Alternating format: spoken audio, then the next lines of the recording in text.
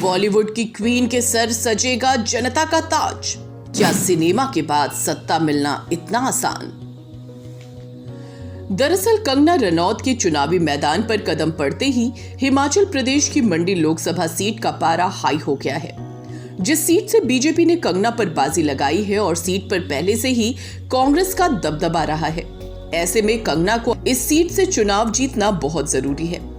लेकिन ऐसा हो पाएगा या नहीं ये कहना मुश्किल है, क्योंकि मंडी क्षेत्र के चुनावी गणित कहते हैं कि कांग्रेस पार्टी ने इस सीट पर 13 बार जीत दर्ज कराई है, जबकि बीजेपी को केवल 5 बार जीत का स्वाद मिला है। मंडी में रहा है कांग्रेस का ज्यादा दबदबा। भले ही लोगों के बीच जाकर कंगना रनौत उनके दिलों में भी अपनी जगह बना रही हो, लेकिन मंडी लोकसभा सीट पर 19 बार चुनाव हुए हैं, जिसमें से 3 बार उपचुनाव हुए हैं और तीनों ही उपचुनाव में कांग्रेस को जीत मिली है। इस सीट पर कांग्रेस ने 13 बार चुनावों में जीत हासिल की है, जबकि बीजेपी को सिर्फ 5 बार जीत नसीब हुई है।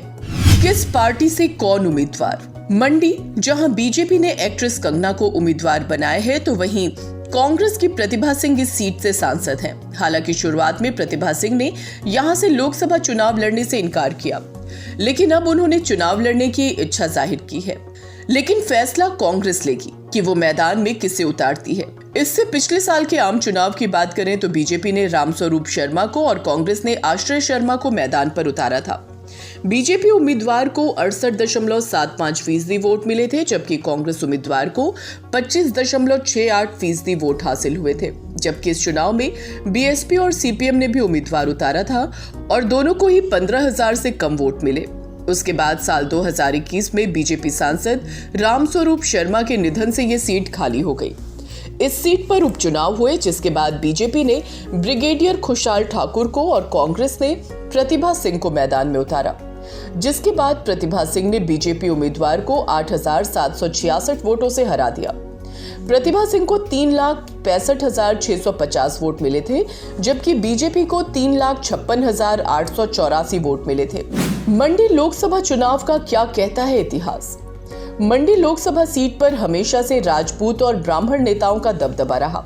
सिर्फ एक ही बार साल 1952 में आम चुनाव में अनुसूचित जाति उम्मीदवार के तौर पर गोपी राम ने जीत दर्ज की थी। उसके बाद से इस सीट से हमेशा राजपूत या ब्राह्मण ही सांसद चुने गए।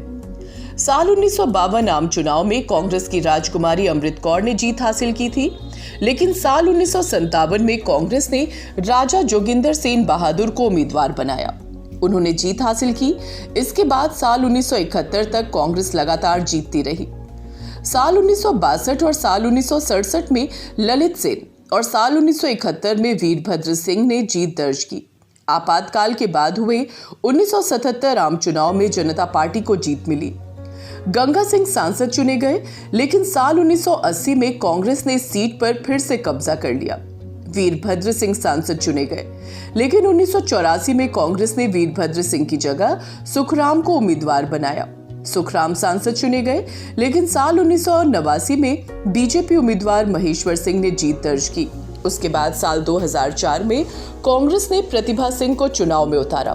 प्रतिभा सिंह सांसद चुनी गई।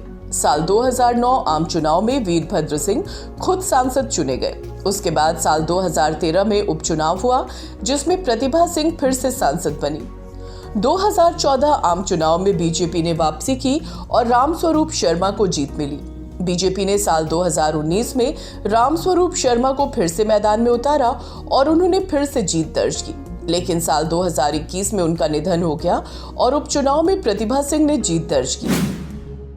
मंडी लोकसभा क्षेत्र में 33.6% राजपूत आबादी है, जबकि 21.4% ब्राह्मण आबादी है।